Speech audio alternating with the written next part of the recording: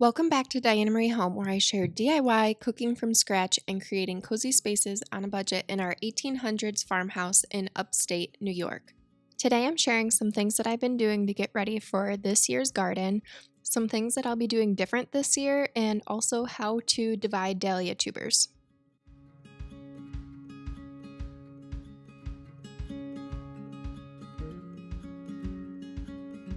I live in upstate New York in zone 5B, 6A, and it gets really cold in the winters, so there isn't too much that I can do directly for the garden, but I spend all winter thinking about the garden from the previous year, things that went well, things that I want to change, and just dreaming of what the garden will be the following season.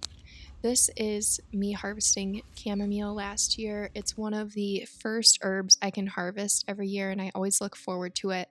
They aren't technically a perennial, but they reseed easily and always come up on their own. I've only had to plant them once. These are some clips of flowers that I grew last year. Every year I try to remember during the peak of the season to take a lot of pictures because in the winter it's so nice to go back to and just see how green everything was and everything that was produced from the garden.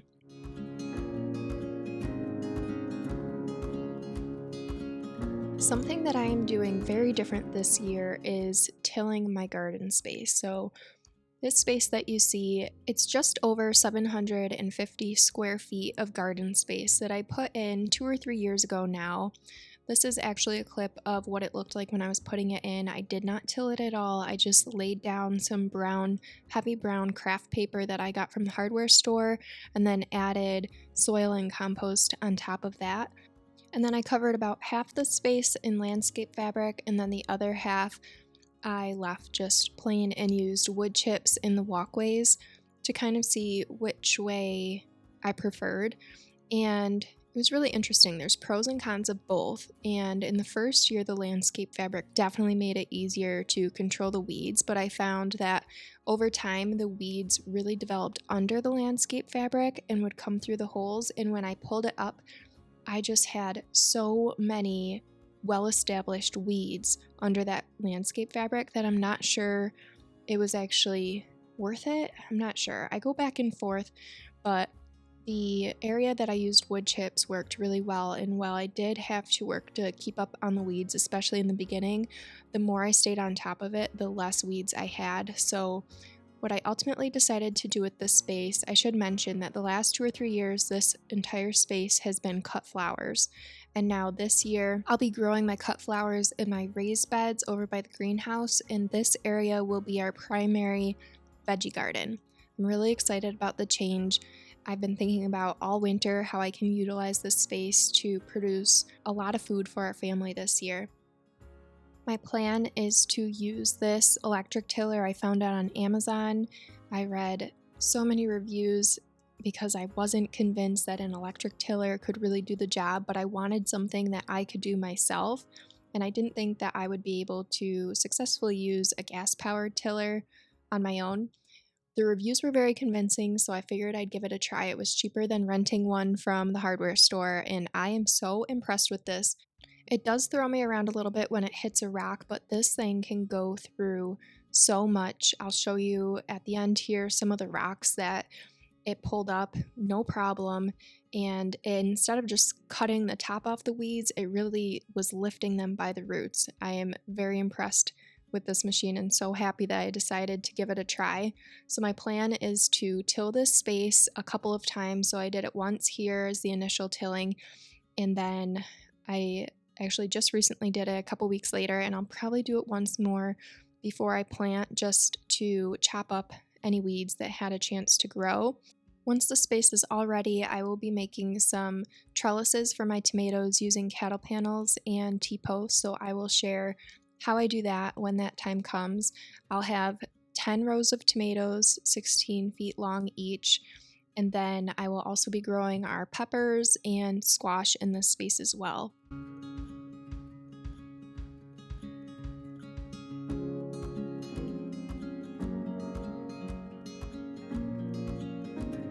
These are the rocks that the tiller pulled up just a couple of them. This whole area was pretty rocky, but I just wanted to give you an idea of the size rock that this tiller could actually handle. And here's an example of a dandelion root that was pulled up, not just cut. Here's the soil. Again, really happy with how this worked. I'm glad I invested in that tool because I think it's going to make gardening a lot easier for me.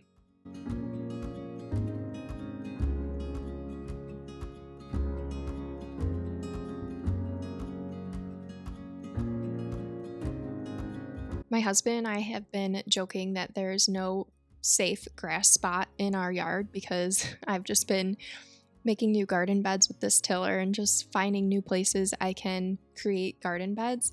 This is a spot behind my greenhouse. Last year, I, by hand, dug up a few areas and planted my peppers and some sunflowers back here, and they did really well.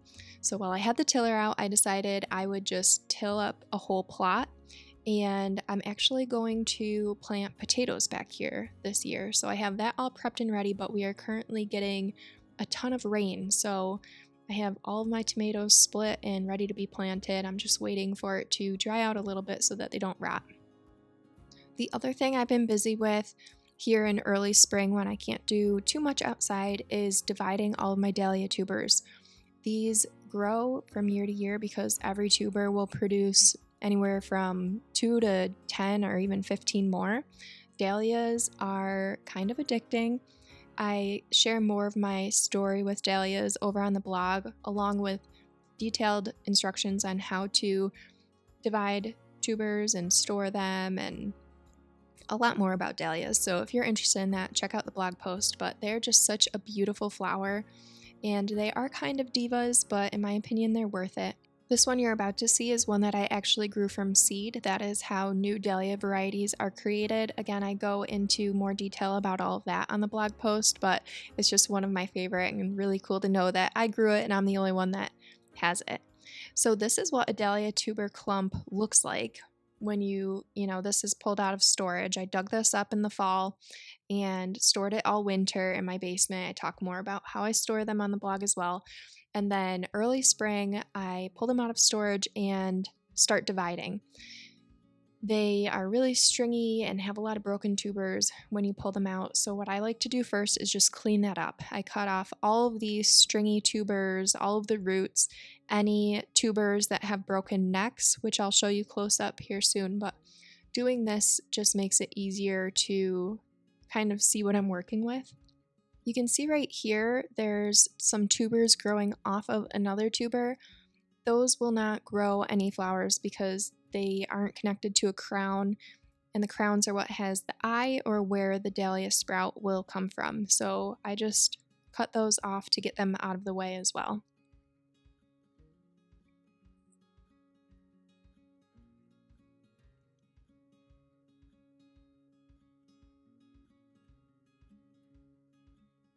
You can see here, this one has a broken neck. It's just not a very healthy tuber, so that one can just go. Here is a good view of the crown and the eye. So in order for a tuber to grow a new plant, it has to have a body, a healthy neck that isn't broken, a crown, and an eye. That can kind of sound confusing, but I promise it's not. And if this is tricky for you to see the eyes, what I like to do to make this step easier is I'll take my tubers or my clumps out and bring them up a little early and let them start to eye up before I divide them, because then you can really see where those sprouts are going to form. But here you can see where I have the body of the tuber, the neck, and then the crown where that dormant eye is. This is the neck right here, and there's the crown with the eye. Now here's the rest of the clump, so I just kind of chip away. Here's my next easiest cut between these two tubers. So I make a cut there, and this just requires patience. The more you do it, the better you're going to get at it. In the beginning, I was really intimidated by it, but now I actually find it pretty fun.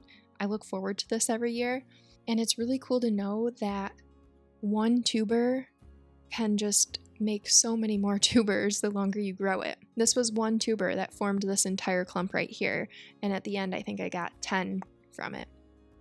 So I'm just wiggling, I made a cut, now I'm wiggling them apart to see more of what I'm working with.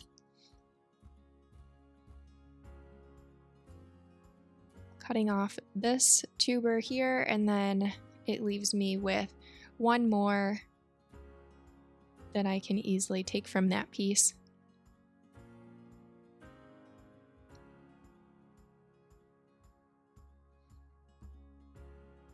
The size of your tubers really don't matter.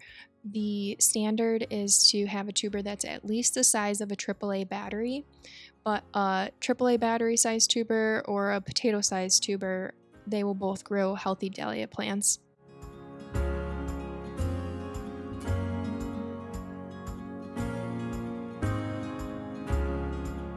Here's a good example of a broken neck. Even though it looks like it should have been a good tuber, it's broken. It's not going to grow a plant, so you can just get rid of that.